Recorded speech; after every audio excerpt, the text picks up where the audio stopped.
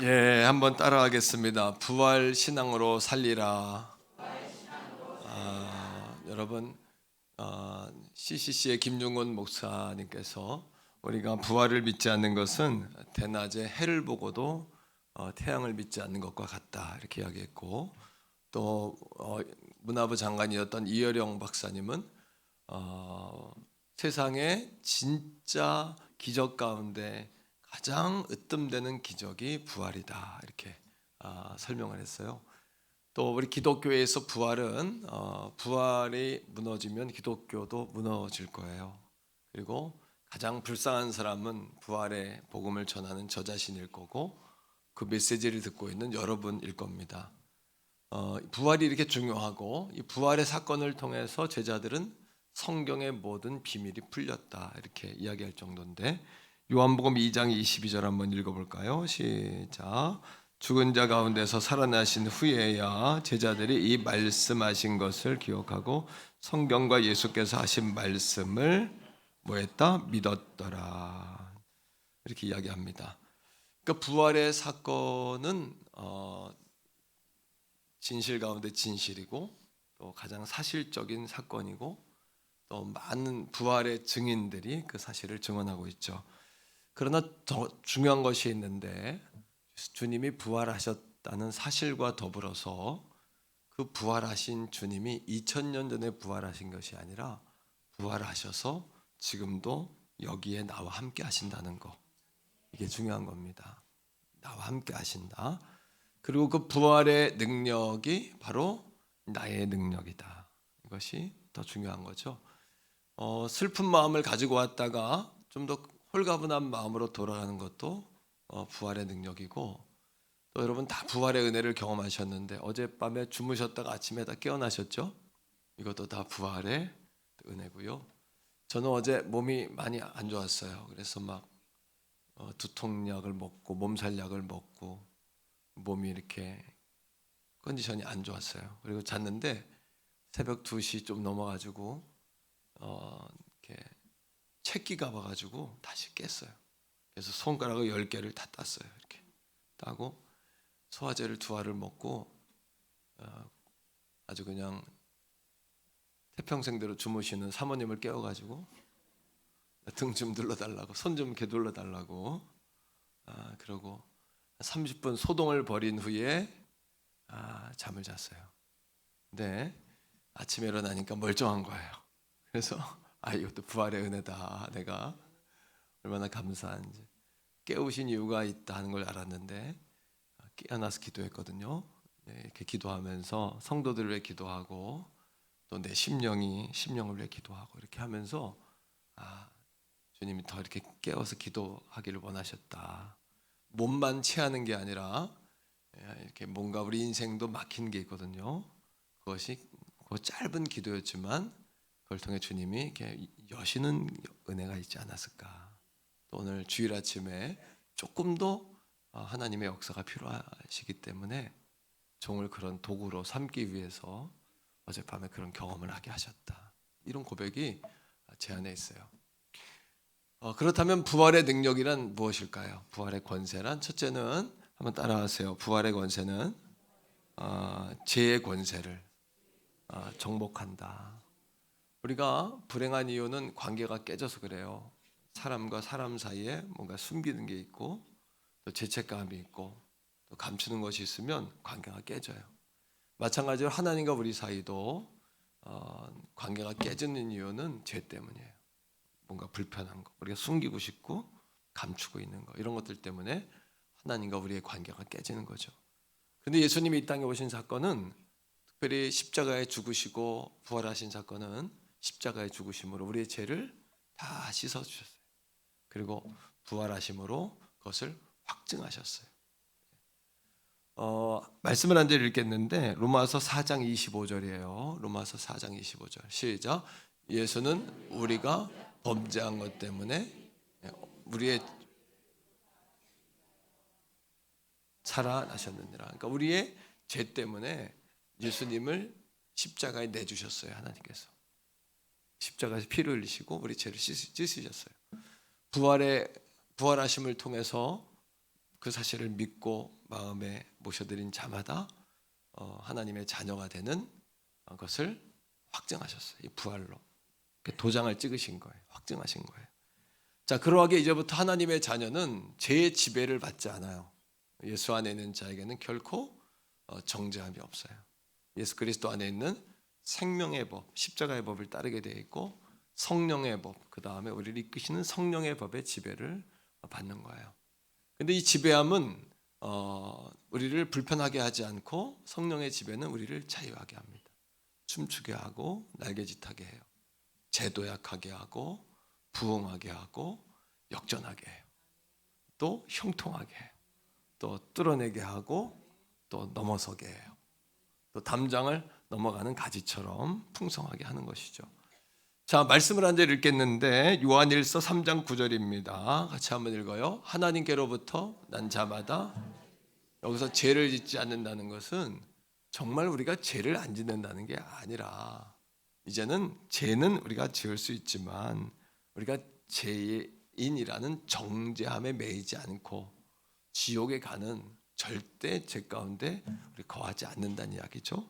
자, 계속해서 읽습니다. 이는 하나님의 씨가 그의 속에 거함이요 그도 범죄하지 못하는 것은 하나님께로부터 났습니다. 이미 우리를 지옥에 가게 하는 원죄는 이미 예수님의 십자가로 다 깨진 줄로 믿습니다. 그러니까 자유하시고, 그러니까 부활의 능력은 오늘 나를 축복하는 것이 부활의 능력이에요. 여러분 자신을 축복하세요. 아멘.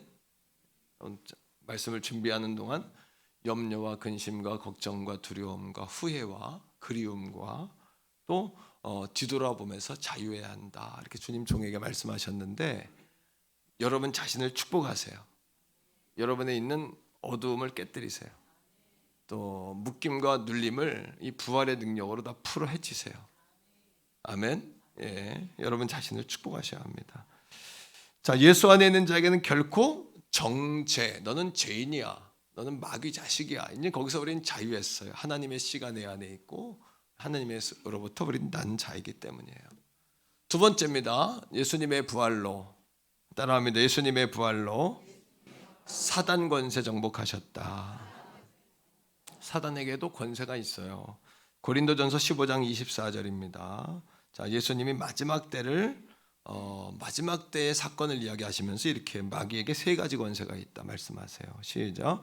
그 후에는 마지막이니 그가 모든 통치, 모든 권세, 능력을 멸하시고 나라를 아버지께 바칠 때라. 예수님이 마지막 때에 모든 통치, 권세, 능력을 깨뜨리고 온 나라를 하나님께 바치는, 주님이 다시 오시는 그날에 그런 역사가 일어나는 거예요.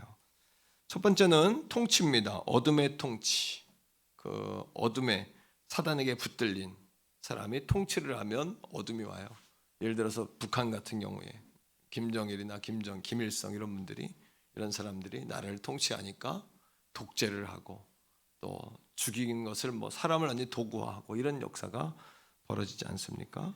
이것이 통치예요. 마귀는 통치하려고 해요. 통치. 지도자들을 잡아요. 그래서 우리가 늘 기도할 때 대통령들을 위해, 한 그룹의 지도자를 위해, 담임 목회자를 위해 많이 기도하셔야 돼요. 이런 어둠에 붙들리지 않도록 기도해야 돼요. 왜 여러분 연예인들이나 유명인 정치인들이 무속인들을 찾아갈까요? 그건 이유가 있어요. 지금만 그런 게 아니라 옛날부터 그랬어요. 고대부터 그랬어요. 그리스에 델피라는 도시가 있어요. 거기는 전 세계의 무속의 중심이에요. 델피라는 도시는 고대부터 점을 쳤어요. 거기서 그러면 이 델피라는 도시의 지형적인 위치가 있어요. 아래에서는 고린도, 아데네에서 올라가요. 위에서는 마게도냐에서 내려와요. 그리고 왼편에는 로마에서 와요. 또 한쪽 편에서는 터키나 아랍권에서 델피로 와요. 소문이 났어요. 거기 무당들이 용하다고. 사람들이 물어요. 마게도냐에서 우리가 고린도를 2025년 5월 1일에 우리가 침공하려고 합니다. 침공해도 될까요? 침공하지 말아야 될까요? 무당에게 물어요. 그럼 무당이 내가 곧 알려줄 테니까 가 있으라고 그래요. 그리고 저기다가 고린도에다가 사람을 보내요. 매파를. 내가 지금 기도하는데 뭘 봤다. 5월 언제쯤 내가 정확한 날짜 네가 돈을 갖다 주면 알려줄 텐데 이렇게 속이는 거예요. 그럼 그 사람들이 갖다 바쳐요. 이 무당이 누구 편을 들까요? 무당이 믿는 신은 돈을 많이 갖다 주는 나라의 편을 들고 정보를 주는 거예요. 그 정보력이에요. 정보력. 델피아 이 무당들이 정보력을 가지고, 그리고 그 커뮤니티가 조성되어 있죠. 그들이 서로 밀어주고 당겨주고 하는 역사가 일어나는 거예요. 특히 남성들 말고 여자분들의 특징이 있어요. 뭐예요? 여자분들은 말하기를 좋아해요. 어떤 장관이 나라의 땅을 움직이는 장관이 있다면, 내가 슬쩍 들었는데 어느 지역에 뭐가 될 것 같은 느낌이, 그러면 뭐예요? 그건 과거로부터, 고대로부터 이 정치와 권세와 이 여러분 무속은 뗄래야 뗄 수가 없는 그런 관계였어요. 보세요. 세상을 살아갈 때 여러분들이 하고 싶은 대로 됩니까? 안 됩니까? 안 돼요. 근데 정치는 안 되는 걸 되게 하고, 돼야 될 걸 안 되게 하는 거예요. 여러분 공동체 안에 정치가 다 있어요. 가정 안에도, 학교 안에도, 직장 안에도 다 있어요. 지역사회 안에도. 안 된단 말입니다. 그럴 때 기억하셔야 돼요. 한번 따라합니다. 실력을 갖추자. 영적으로 무장하자. 내가 실력을 갖추지 못하고 영적으로 무장하지 못하고, 악한 사람들은 부지런해요. 눈 뜨자마자 전화하기 시작해서 끝날 때까지 전화해요. 1시간씩 전화하는 게 기본이고, 계속해서 전화해 사람을 뭐하는 거, 솔타이 하는 거예요. 이게 통치와 권세와 세력과 사망의 권세, 마귀가 하는 작전이에요. 우리 믿는 자들이 깨어 있어야 돼요. 실력을 갖추고 말씀의 분별력을 갖고 그런 세력에 휩쓸리지 않으려면 여러분도 발빠르게, 그리고 건강하게, 그리고 여러분 깨어 계셔야 돼요. 아멘입니까 여러분? 골로새 2장 15절에 통치자들, 고린도 전서 15장 24절에 그 후에 마지막이니 그가 모든 통치, 권세, 능력, 이거를 멸하시는 거예요. 우리가 이 사는 세상은 한번 따라합니다. 전시 상황이다. 전시 상황이에요. 늘 깨어 계셔야 돼요. 영적 전쟁의 상황이에요. 아멘. 방심하면 안 돼요. 게으르면 안 돼요. 나태해지면 안 돼요. 믿는 자들이 더 깨어 계셔야 돼요. 실력을 갖추셔야 돼요. 예수 십자가 부활의 능력으로 무장하셔야 된단 말입니다. 아니면 그냥 당하는 거예요. 권세와 세력과 정치와 세와 여기에 그냥 끌려당하는 거예요. 세계 모든 민족 위에 뛰어난 민족이 되는 것이 아버지 하나님 뜻입니다. 이건 뭐예요? 우리가 뭐 높은 자리에 올라가는 게 아니라 하나님의 영광을 드러내는 백성들이 되셔야 된다는 거예요. 아멘. 내가 있는 곳에서 내가 하는 일을 통해 내가 가지고 있는 시간과 모든 여러분 재료로 하나님께 영광을 돌리지 않은 웨슬리의 말처럼 우리의 삶이 온전히 하나님께 영광이 되어야 되는 거예요. 자, 골로새 2장 15절 보세요. 그러나 예수님의 승리의 스토리는 이겁니다. 시작. 통치자들과 권세들을 무력화하며 하여 드러내어 구경거리로 삼으시고 십자가로 그들을 이기셨느니라. 공중 권세 잡은 자들, 이거 우습게 보면 안 됩니다. 어둠의 통치자들 우습게 보면 안 됩니다. 거기에 완전히 세상은 돌아가는 거예요. 그 메커니즘에 깨어 계셔야 합니다. 그리고 믿는 자들이 예수 실력으로 무장하십시오. 여러분 삶의 실력으로 무장하십시오. 그리고 깨어 계십시오. 돼도 되고 안 돼도 되는 것이 아니라 하나님께서 주시는 놀라운 은혜와 하나님 부으시는 놀라운 축복을 받아 누리는 저와 여러분 되기를 축복하고, 우리 교회 젊은 세대 되기를 바라고, 우리 자녀들이 되기를 주의 이름으로 축복합니다. 아멘. 여러분, 마귀는 자기가 이길 줄 알았어요. 왜? 죽음의 권세 앞에 몰아놓으면 예수님 항복할 줄 알았어요. 또 죽음의 순간에 도달했을 때 불순종할 줄 알았어요. 그러나 예수님은 그 모든 것들을 다 받아들이시고 다 이루었다. 피니쉬. 다 끝냈다. 내가 다 끝냈어 하셨어요. C.S. 루이스의 고백처럼 죽음을 이기는 가장 강력한 방법은 죽음이다 라고 이야기했어요. 그러니까 십자가에 죽으신 거예요. 그러나 십자가에 죽으셨을 뿐만 아니라 마귀가 생각지도 못했던 방법, 예수님이 다시 살아나셨어요. 다시 부활하셨단 말이에요. 왜? 우리의 십자가에서 우리의 죄를 씻으시고 그리고 우리를 의롭게 하시기 위해 부활하셨다. 예수님은 우리의 부활의 제사함의 확증이 되시기 위하여 다시 부활하신 주님이신 줄로 믿습니다. 세 번째, 따라합니다. 예수님의 부활로 죽음의 문제가 해결되었다. 여러분, 인간의 육과 영의 죽음이 왜 들어왔을까요? 사람은 왜 죽을까요? 처음부터 죽도록 만들어졌을까요? 자, 로마서 5장 12절 읽어봅시다. 인생의 질문을 가지고 이 말씀을 읽어요. 시작. 그러므로 한 사람으로 말미암아 죄가 들어오고 죄로 말미암아 사망이 들어왔나니 이와 같이 모든 사람이 죄를 지었으므로 사망이 모든 사람에게 이르렀느니라. 이 말씀의 공식은 이렇습니다. 누구 때문에? 한 사람 때문에. 그 한 사람이 누굴까요? 아담이었죠. 처음 사람 아담. 하나님의 형상을 따라 지음받고 생육해라, 번성해라, 충만하라, 정복해라, 다스려라, 원 블레스, 원 복을 받았던 아담이었는데 마귀의 꼬임에 원 복을 버리고 하나님과 같아지고 싶은 마음을 갖는 거예요. 마귀가 꼬인 거예요. 선악과에 손을 대고 에덴 동산에서 쫓겨납니다. 그 한 사람으로 말미암아 죄가 들어왔어요. 그 죄로 말미암아 모든 인간에게 영적인 죽음과 육적인 죽음이 온 거예요. 그리고 우리 모두는 이어서 죄를 지으며 죽음을 그냥 당연시하게 된 거예요. 영적 죽음과 육적 죽음을. 그러나 기억하십시오. 예수님의 부활은 이 죽음이라는 인생의 난제의 해답이 되세요. 자, 말씀을 한 절 봅시다. 고린도전서 15장 55, 56절이에요. 같이 읽습니다. 시작. 사망아 너의 승리가 어디 있느냐? 사망아 내가 쏘는 것이요.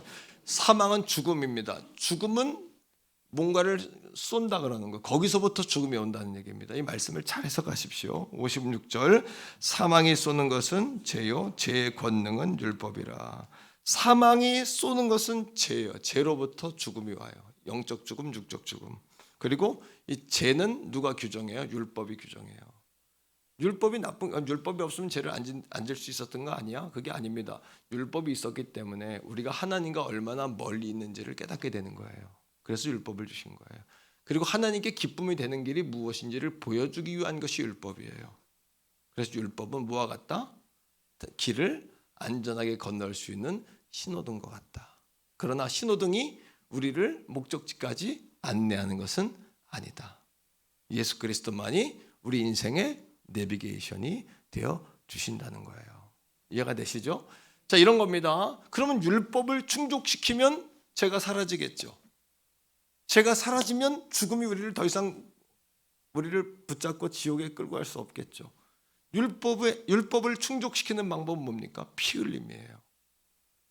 우리가 죄를 졌을 때 양을 잡아 피를 흘림으로 핏값으로 대신 뭐 하는 거예요? 우리의 죄를 대신함으로 율법을 충족시키는 겁니다. 따라합니다. 피 없이는 제사 없다. 피 흘림이 없는 제사는 없는 거예요. 그러하기에 예수님이 십자가에 죽으심으로 피 흘리셨어요. 율법을 충족시켰다는 이야기예요. 우리 죄가 사해졌죠? 그러면 이 죽음이라는 관역이 쏠 대상이 사라진 거예요. 이게 죽음의 해답이에요. 이해가 안 되십니까? 한 번 더 여러분 한번 따라해 보세요. 죽음의 문제를 해결하셨다면 예수는 진짜다. 믿습니까, 여러분? 자, 사도행전 4장 12절입니다. 계속해서 말씀을 봅니다. 사도행전 4장 12절. 다른 이로서는 구원을 받을 수 없나니 천하 사람 중에 구원받을 다른 이름을 우리에게 주신 일이 없어요. 예수님은 율법을 충족시켰습니다. 피 흘림으로. 그리고 우리 죄를 씻으셨어요. 사망이, 죽음이 관역을 잃었어요. 화살을 쏘고 싶어도 쏠 데가 없는 거예요. 방황하는 화살이 되었어요. 마귀가. 오늘도 예수 그리스도로 다 거듭난 우리 하나님의 백성들은 마귀가 더 이상 우리를 공격할 수 없음을 깨닫게 되길 축복합니다. 위협할 수는 있지만 터치할 수는 없다. 아멘. 아멘입니다. 한 제자가 공자에게 물었어요. 선생님, 감이 없습니다. 죽음이 무엇입니까? 공자가 이렇게 대답했습니다. 미지생 언지사다. 삶도 다 모르는데 내가 어떻게 죽음을 아냐라고 대답했어요. 석가모니에게 제자가 물었습니다. 선생님, 어떤 여인이 와서 우리 아들이 죽었습니다. 우리 아들 살려주세요. 석가모니가 답을 줍니다. 죽음이 없는 집에 쌀을 한 움큼 가져오거라 그랬어요. 여인이 답을 얻었구나 생각하고 동네를 뛰어다니며 쌀을 얻으러 다니는 거예요. 그런데 가정에 죽음이 없었던 가정이 있습니까? 쌀을 얻지 못하고 돌아옵니다. 석가모니가 이렇게 이야기했어요. 그것이 죽음이다. 죽지 않는 사람이 없다는 거예요. 석가모니는 죽음이 무엇인지를 깨닫게는 했지만 죽음의 문제를 해결하지는 못했어요. 이 차이입니다, 여러분. 자, 예수 그리스도께서 죽은 나사로를 향하여 명확하게 외치시는 거예요. 요한복음 11장 25절 26절입니다. 같이 읽습니다. 시작. 나는 요한복음 11장 25절 26절이에요. 예수께서 이르시되 나는 뭐다? 부활이다. 생명이니 나를 믿는 자는 죽어도 천국 간다. 그 다음에 시작. 무릇 살아서 나를 믿는 자는 영원히 죽지 아니하리니 이것을 내가 믿느냐. 선포합니다. 나는 부활이요 생명이니 나를 믿는 자는 영생을 얻을 것이다. 이게 복음입니다. 이 죽음의 문제에 관해서 가장 명확하게 말씀하신 예수 그리스도이기 때문에 예수는 진짜인 겁니다. 공자도 미지생 원지사다. 석가모니도 그게 죽음이다라고 깨달음은 주었지만 죽음에 대한 답을 준 사람은 없어요. 사망아 내가 써는 것이 무엇이냐? 사망이 써는 것은 죄요 죄는 율법에서 말미암느니라. 거꾸로 율법을 해결했다면 우리에게 죄가 사라졌다. 죄가 사라졌다면 더 이상 죽음은 쏠 관역이 사라진 것이다. 어떤 사람이 인생을 B와 D 사이라 그랬어요. B는 멀쓰고 D는 데스예요. 사람이라는 것은 태어나고 죽는 것으로 인생을 이야기할 수 있다. 그러나 그 가운데 C가 있다. C는 그리스도다. 그리스도로 삶과 죽음을 연결하는 것이 참 인생이라는 겁니다. 이게 기독교입니다. 이게 복음입니다. 그러므로 우리는 살아서 영생을 얻는다. 우리는 죽지 않았지만 영원한 하나님을 마음에 모시기 때문에 지금부터 천국의 삶을 삽니다. 여러분 설교하는 제가 모습이 행복해 보이나요? 네. 할렐루야. 행복합니다, 마음이. 저는 예수 아니면 정말 아무것도 아닌 인생이에요. 아마 지금도 소 키우고 있을 거예요. 고향이 소 키우는 동네예요. 강원도 행성이고요. 어쩌면 농사질지도 몰라요. 강원도 행성에 다 논이고 밭이고 소 키우고 그래요, 지금도. 근데 예수 안에 여기까지 인도하셨고 21년 전에 교회를 개척해서 여기까지 하나님 인도하신 놀라운 역사, 이루 말할 수 없죠. 좀 마귀 역사는 있습니다. 왜? 제가 초창기 목회할 때 우리 아랫집이 무당집이었잖아요. 무당이 올라와서 내게 한 마리 잊을 수가 없어요. 목사님 제발 기도하지 마세요. 무서워서 귀신이 못 온대요. 잠을 잘 수가 없어요. 나는 신학교에서 배운 예수가 아니라 체험적으로 예수를 만났어요. 체험적으로. 아 그렇구나. 영적 세계가 있구나. 영적 세계가 있구나. 어둠의 통치와 권세와 세력과 사망이 있음을 깨닫게 되시기를 주의 이름으로 축복합니다. 여기에 말려버리면 옴치고 뛸 수도 없어요. 직장에 가정에서 사회생활에서 세상을 살아나 마찬가지예요. 이 세에 물려버리고 이 세력에 붙들려 버리면 되는 것도 안 되고 안 되는 것도 되는 거예요.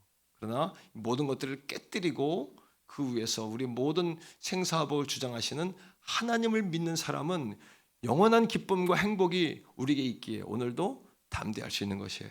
이게 부활의 신앙인 것입니다. 이제부터 따라합니다. 나는 부활의 신앙으로 살리라. 여러분 예수님이 십자가에 죽으시고 가장 먼저 찾아간 사람이 누굴까요?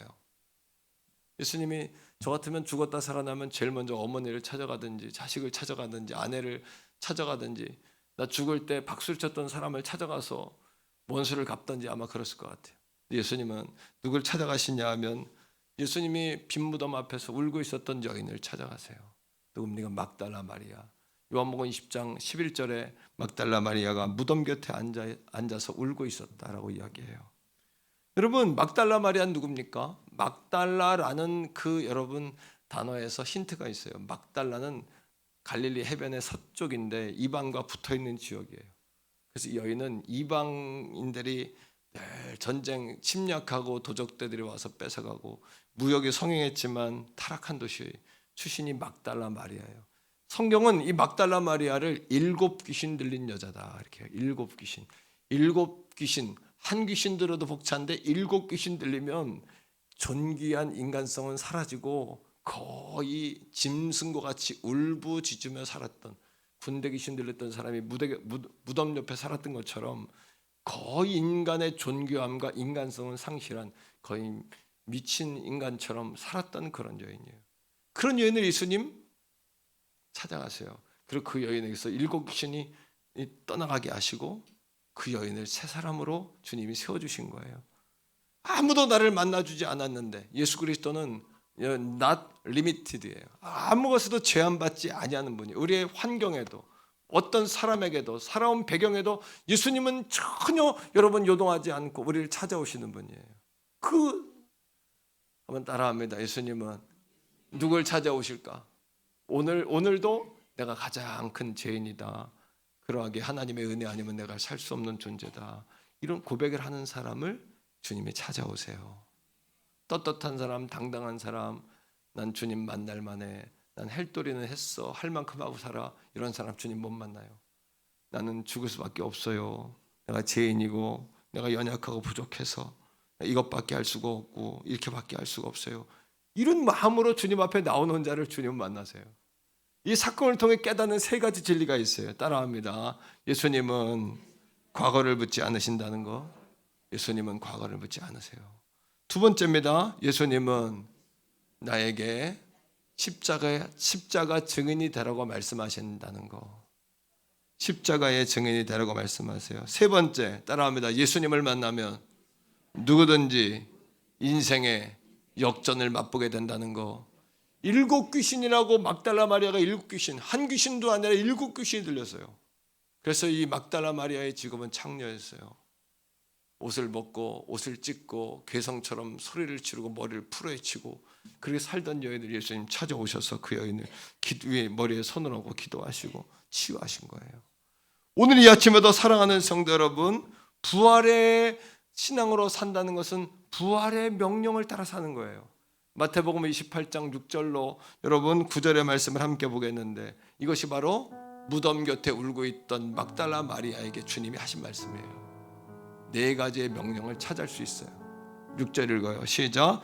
그가 여기 계시지 않고 그가 말씀하시던 대로 살아나셨느니라. 와서 그가 누우셨던 곳을 보라. 첫째, 따라합니다. 말씀하신 대로 봐라.